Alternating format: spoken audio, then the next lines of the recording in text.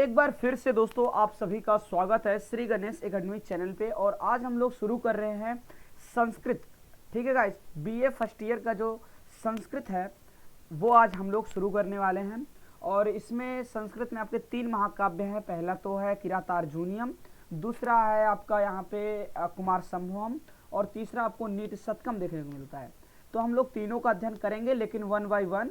तो आज हम लोग शुरू करने वाले हैं किरातार्जुनीयम, जिसका दोस्तों मोस्ट इम्पॉर्टेंट जो कहें श्लोक है वो 33 या 34 हैं, क्योंकि कुल तो 46-47 श्लोक दिए गए हैं, लेकिन मोस्ट जो हैं वो 33-34 हैं।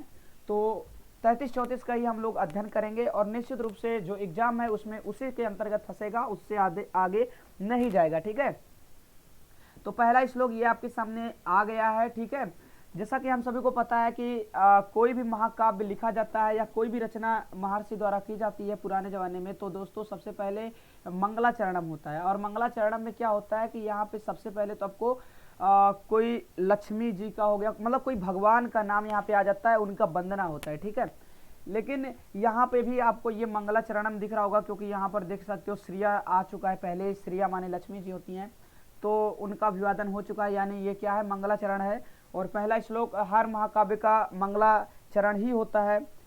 यहाँ से कुछ क्वेश्चन बनते हैं, मैं आपको 6-7 ऐसे क्वेश्चन पहले बता देता हूँ जो एग्जाम में बनने वाले हैं, इस बार आने वाला है।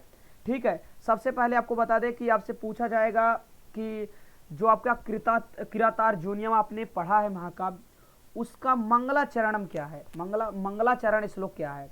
तो आपको क्या लिखना है, श्रिया कुरोड़ा मधीपस्य पालिनी, ये आपका क्या है, मंगलाचरण है। ठीक है, तो ये एक आपका क्वेश्चन बन सकता है। दूसरा आपका ये बन सकता है कि ये जो मंगलाचरण है या किरातार्जुनीयम का जो मंगलाचरण है वो उसकी विधा क्या है। तो इसकी जो विधा है वो है वस्तु निर्देशात्मक। ठीक है, कैसा है, वस्तु निर्देशात्मक, यानी यहाँ पे भगवान का ना तो पूजा पाठ होता है ना उनको निवेदन किया जाता है, बस उनका नाम आ गया है। यहाँ पर आप देख सकते हो श्रिया नाम आ चुका है लक्ष्मी जी का, बस। और डायरेक्ट यहीं से जो कथा होती है, जो कहानी है, वो यहाँ से शुरू हो जाती है। ठीक है, जहाँ पर केवल किसी देवता का नाम आ जाए और कहानी वहीं से शुरू हो जाए, सीधे जो कहानी है वहीं से शुरू हो जाए, वो होता है वस्तु निर्देशात्मक। तो इसका जो मंगलाचरण है वो किस विधा का है, वस्तु निर्देशात्मक। ये प्रश्न अब की बार आएगा, 100% लिख के देता हूँ। ठीक है, इसके बाद आपको बता देते हैं कि यहाँ पर आ सकता है कि किरातार्जुनीयम की जो आरंभ है वो कहाँ से होती है। तो आपको कहना है कि वनेचर की उक्त से, यानी वनेचर के कहने से, वनेचर जो उक्त कहता है, जो कहता है उसके कहने से ही जो कहानी है, जो वो महाकाव्य है वो शुरू हो जाता है। इसके बाद सबसे बड़ी बात है विशेषण को लेकर। चूंकि आपको पता है किरातार्जुनीयम जो है वो महाभारत के समय की एक मतलब कहें कहानी है जो महाकाव्य के रूप में है। ठीक है, तो पहले तो हम इसका कथा वस्तु जान लेते हैं, फिर यहाँ पे विशेषण की बात करेंगे। ठीक है, हम श्लोक भी आज 2 पढ़ने वाले हैं, थोड़ा टाइम लगेगा, लेकिन अगर आप बने रहते हो तो निश्चित रूप से हम जो आज आपको पढ़ाने वाले हैं और आप जो हमारे साथ पढ़ोगे वो जिंदगी में आपको पहली बार ऐसे अनुभूति होगा कि आप पढ़ रहे हो। ठीक है, तो यहाँ पर मैं आपको आज 2 श्लोक पढ़ाने वाला हूँ, लेकिन उससे पहले सारी जानकारी दे देना चाहता हूँ। तो हम लोग कुछ कथा वस्तु की बात कर लेते हैं कि आखिर किरातार्जुनीयम में है क्या। तो आपको बता दें दोस्तों कि ये महाभारत के समय की कहानी है, जब आपको पता है धूत क्रीड़ा हुआ था, यानी जिसे हम जुआ बोलते हैं।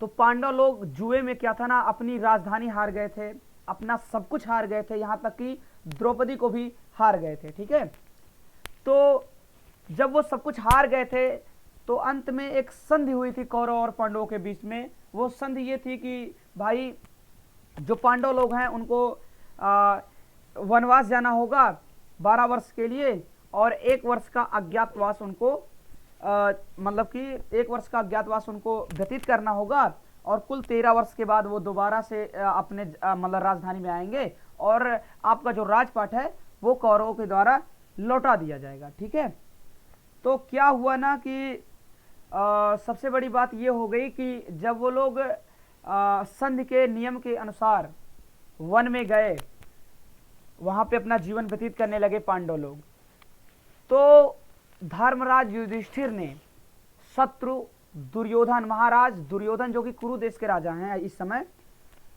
उनकी प्रजा के विषयक यानी प्रजा विषयक व्यापार को जानने के लिए, नीति को जानने के लिए, व्यवहार को जानने के लिए कि वो आखिर राजपाट कैसा चला रहे हैं, जनता उनसे खुश तो है, ठीक है, वो प्रजा का किस प्रकार हित कर रहे हैं, ये सब समाचार जानने के लिए अपने हितैषी एक ब्रह्मचारी के रूप में वनेचर को, अर्थात वन में निवास करने वाला वनेचर जिसे किरात कहते हैं, उसको कार्यों में नियुक्त करके शत्रु के जगह पे, यानी शत्रु के राजधानी या कहें तो उसके राज्य में भेजा कि जाओ भाई तुम वहां से जो जो वो शासन कर रहा है उसकी सारी जानकारी लेकर आओ।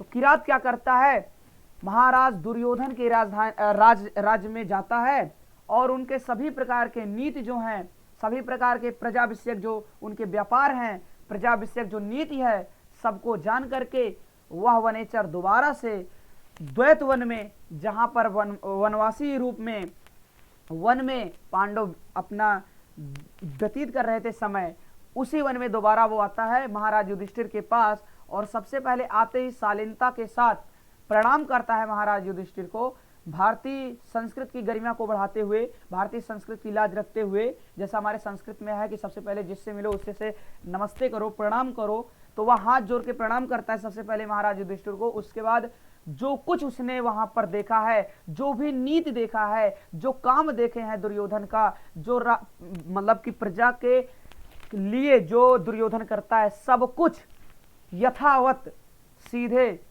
महाराज युधिष्ठिर को सुना देता है। और यह भी कहता है कि महाराज जो शुभेच्छु जन होते हैं वो अपने राजा से कभी झूठ नहीं बोलते हैं, यथार्थ ही बोलते हैं, जो देखते हैं वही बताते हैं, कभी झूठ मूठ का बात नहीं बताते हैं और ऐसा बताना भी नहीं चाहिए। तो मैं आपका शुभेच्छु जन हूं, इसलिए मैं जो भी देखा हूं वैसा ही मैं आपको बता देता हूं, अगर आपको अप्रिय लगे तो मुझे क्षमा कर दीजिएगा। तो धैर्यपूर्वक धैर्य धारण करके महाराज युधिष्ठिर वनेचर के संपूर्ण वृत्तांत को सुनते हैं और वनेचर उस वृत्तांत में महाराज दुर्योधन के बड़ाई भी करता है, लेकिन बड़ाई को भी महाराज युधिष्ठिर धैर्यपूर्वक सुनते हैं और चूंकि वो यथार्थ बोल रहा था इसलिए धैर्यपूर्वक उन्होंने सुना। और बाद में किरात को पुरस्कार दे करके कुछ रुपए, मतलब कहें तो पुरस्कार के रूप में धन संपदा ही उस समय दी जाती थी, तो कुछ पुरस्कार देकर उसको विदा कर दिए। किरात को विदा करने के बाद महाराज जो युधिष्ठिर थे वो उनके जो अन्य 5 भाई थे, क्योंकि पांडव 5 थे तो युधिष्ठिर तो किरात से व्यतीत बातें सुन लिए पूरा, अब इन्हीं बातों को, किरात द्वारा कहे गए बातों को वो अपने 4 भाई और द्रौपदी से सुनाने के लिए या कहने के लिए, उनको बताने के लिए कहाँ जाते हैं, जहां पर वो लोग निवास करते हैं उस कमरे में जाते हैं। और वहां पर जैसा किरात ने उनसे बताया था महाराज दुर्योधन के बारे में, शत्रु दुर्योधन के बारे में, जैसा का तैसा वो अपने भाइयों और द्रौपदी को बताते हैं। तो द्रौपदी शत्रु की इस प्रजा पे जीत को देखकर कि प्रजा के हृदय में दुर्योधन तो बसता जा रहा है, उसकी कुटिल चतुराई जब सफल हो रही है, इसको देखकर, उसकी सफलता को देखकर जो द्रौपदी का धैर्य था वो धैर्य का संयम टूट जाता है और वो बड़े क्रोधित भाव से दुर्योधन से कुछ कहती हैं। अब यहाँ जैसे ही द्रौपदी कहने लगती हैं कुछ न कुछ, वैसे ही दूसरा सर्ग स्टार्ट हो जाता है। मतलब कि हमको प्रथम सर्ग में इतना ही पढ़ना था कि वनेचर युधिष्ठिर से क्या कहता है, क्या बताता है संपूर्ण वृत्तांत, और युधिष्ठिर जाकर के द्रौपदी समेत अपने 4 भाइयों से उसी को कैसे सुनाते हैं, कैसे बताते हैं। ठीक है, तो उम्मीद है कि कथा वस्तु आपको समझ में आ गई होगी। अब चूंकि मोटा मोटा आपको बहुत चीजें समझ में आ गया है, तो अब मैं जो पढ़ाऊंगा वो आपको अच्छे से समझ में आएगा। ठीक है, तो सबसे पहले प्रथम श्लोक है, श्रेया कुरूणामधिपस्य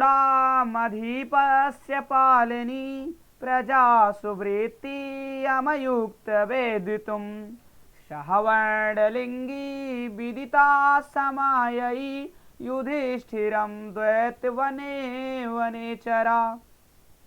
कहने का मतलब यह है, श्रिया माने लक्ष्मी, पालिनी माने प्रजा पालन के विषय में। ठीक है, कुरुणाम अधिपस्य का मतलब होता है कुरु क्षेत्र के अधिपति यानी राजा। ठीक है, कुरुणाम अधिपति माना कुरु देश के राजा। कुरु देश के राजा कौन है?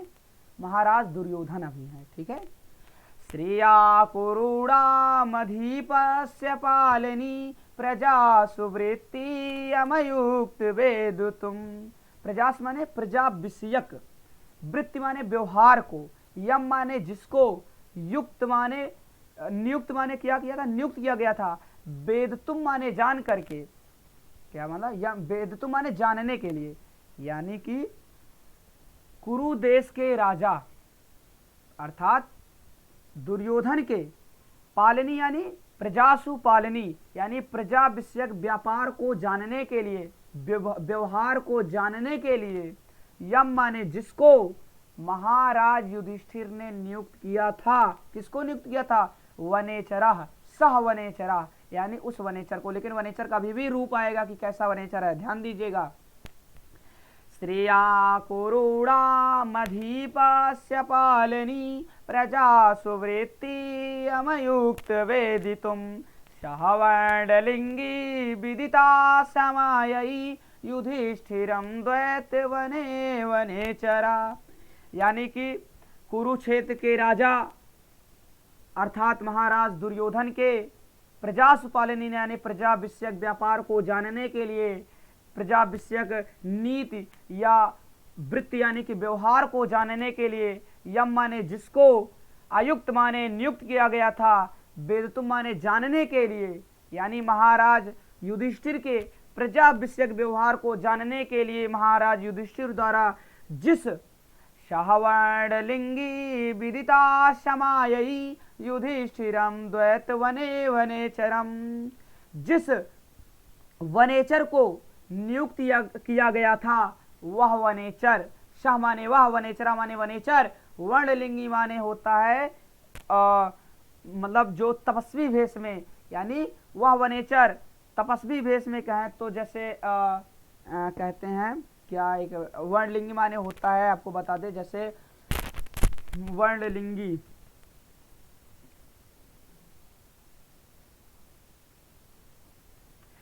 ब्रह्मचारी के रूप में, शाह वर्णलिंगी विदिता समायी, वह वनेचर ब्रह्मचारी के रूप में जा करके, विदिता माने जान करके, समायी माने आया, वह वनेचर क्या किया, महाराज दुर्योधन के प्रजा विषयक वृत्त व्यवहार को जान करके ब्रह्मचारी भेष में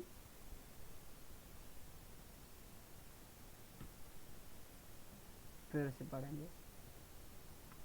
चलिए दोस्तों अब इस श्लोक की तरफ आगे बढ़ते हैं। कहते हैं श्रिया कुरूणामधीपस्य पालनी प्रजासु वृत्ति अमयुक्त वेदितुम सहवर्णलिंगी विदिता समायी युधिष्ठिरम द्वैत वने वनेचरा। श्रिया माने क्या होता है, मंगलाचरणम के लिए श्रिया यूज किया गया है, उपयोग किया गया है, इसका अर्थ होता है लक्ष्मी। ठीक है। कुरुणाम अधिपस्य माने होता है कुरुक्षेत्र के राजा। कुरुक्षेत्र के राजा कौन थे, महाराज दुर्योधन। पालनिम माने होता है पालन, प्रजास माने है प्रजा विषयक, वृत्ति माने होता है व्यवहार, यम माने जिसको, आयुक्त माने नियुक्त किया गया था, वेदतुम माने जानने के लिए, सह माने वह, वर्णलिंगी माने होता है ब्रह्मचारी के रूप में, विदिता माने जानकर, समावयी माने आया, युधिष्ठिरम माने युधिष्ठिर के पास, द्वैत वने माने द्वैत वन में, वनेचरा माने वनेचर। यानी श्रिया कुरूणामधीपस्य पालिनी प्रजासु वृत्ति अमयुक्त वेदितुम। यम माने जिसको महाराज युधिष्ठिर ने कुरुक्षेत्र के राजा महाराज दुर्योधन के प्रजा विषयक व्यवहार को जानने के लिए नियुक्त किया था, वह वनेचर, वनेचर ब्रह्मचारी रूप में, विदिता माने जानकर, सभी व्यवहार को, प्रजा विषयक व्यवहार को जान करके युधिष्ठिर, महाराज युधिष्ठिर के पास द्वैत वन में आया। ठीक है, इसका अर्थ आपको समझ में आ गया होगा, उम्मीद है अच्छे से। ठीक है, इसमें कुछ है नहीं, सिर्फ इतना है कि महाराज युधिष्ठिर ने जिस वनेचर को कुरुक्षेत्र के महाराज दुर्योधन के प्रजा विषयक व्यापार को जानने के लिए नियुक्त किया था, वह वनेचर क्या करता है, ब्रह्मचारी वेश में सभी वृत्तांत को जान करके, वृत्ति माने व्यवहार को जान करके युधिष्ठिरम यानी कि युधिष्ठिर के पास द्वैत वने समायी माने द्वैत वन में आया। महाराज युधिष्ठिर के पास द्वैत वन में आया। ठीक है, अभी वो आया है केवल। अब दूसरा देखिए, दूसरा कहता है कृत प्रणामस्य महिम महिभुजे जिताम सपतने निवेदयिष्यता न बिभ्यते तस्य मनो नहि प्रियम प्रवक्तुमिच्छन्ति मृषा हितैषिणा। कहने का भाव ये है कि कृत प्रणामस, वह वनेचर आया तो सबसे पहले क्या किया, शालीनता पूर्वक प्रणाम किया, नमस्कार किया। ठीक है, किसको, अपने स्वामी अर्थात महाराज युधिष्ठिर को। अस्य लगा है यानी प्रणाम करके। कृत प्रणाम से मही मही भुजे जिताम सपतने निवेदयिष्यतः। कृत प्रणाम से माने प्रणाम करके, महिम माने भूमि, महिभुजे माने राजा, जिताम माने जीती हुई, सपत्नेन माने शत्रु के द्वारा, निवेदस्यता माने निवेदन करता है, निवेदित करता है यानी अपनी वाणी को बोलता है, उक्त करता है। न बिभते यानी व्यथित नहीं होता है, उसका जो हृदय है, तस्य मनो यानी उसका मन व्यथित नहीं होता है, चंचल नहीं होता है, ना ही प्रियम क्योंकि वह बताता है, ना ही प्रियम यानी प्रिय जो होते हैं, प्रवक्तुमिच्छन्ति मृषा हितैषिणा, हितैषी लोग जो होते हैं वो प्रिय असत्य नहीं बोलते हैं। पूरा अर्थ आप समझिएगा तब आपको समझ में आएगा। सबसे पहले क्या कहते हैं, कृत प्रणामस्य महिम महिभुजे जिताम सपत्ने निवेदयिष्यतः। वह वनेचर महाराज दुर्योधन के प्रजा विषयक संपूर्ण वृत्तांत व्यवहार को जानकर महाराज युधिष्ठिर के पास आता है और सबसे पहले शालीनता पूर्वक स्वामी को प्रणाम करने के बाद शत्रु द्वारा जीती हुई, जीताम सपत्ने यानी शत्रु द्वारा जीती हुई, महिम माने भूमि के, महिभुजे मैंने राजा को बता दिया कि शत्रुओं के द्वारा जीती हुई भूमि के बारे में जो व्यवहार उसने देखा है उसको कहते हुए, निवेदस्यतः यानी कहते हुए, उसका मन, तस्य मनो उसका मन, न बिभ्यते व्यथित नहीं हुआ, क्योंकि ना ही प्रियम प्रवक्तुमिच्छन्ति मृषा हितैषिणा। प्रवक्तुम माने क्या होता है, ना ही प्रवक्तुम, प्रवक्तुम माने चाहिए, मिच्छन्ति माने झूठ, मृषा माने झूठ, हितैषिणा माने हित चाहने वाले को, यानी इच्छन्ति माने क्या, बोलना ही चाहिए। कह रहे हैं, कहने का भाव यह है कि ना बिभ्यते तस्य मनो न ही प्रियम प्रवक्तुमिच्छन्ति मृषा हितैषिणा, यानी जो हितैषी लोग होते हैं वो मृषा यानी झूठ नहीं बोलते हैं, वो झूठ, असत्य झूठ नहीं बोलते हैं। ठीक है, झूठ नहीं बोलते हैं। प्रिय कौन सा झूठ नहीं बोलते हैं, प्रिय झूठ नहीं बोलते हैं। अर्थात देखिए काफी सारे लोग चाहते हैं, राजा क्या चाहते हैं, राजा को वैसे चाहना नहीं चाहिए, लेकिन हर एक व्यक्ति क्या चाहता है कि हमको जो भी चीज कोई बताए वो हमको अच्छा भी लगे और हमारे लिए अच्छा भी हो। तो वो वनेचर कहता है कि देखिए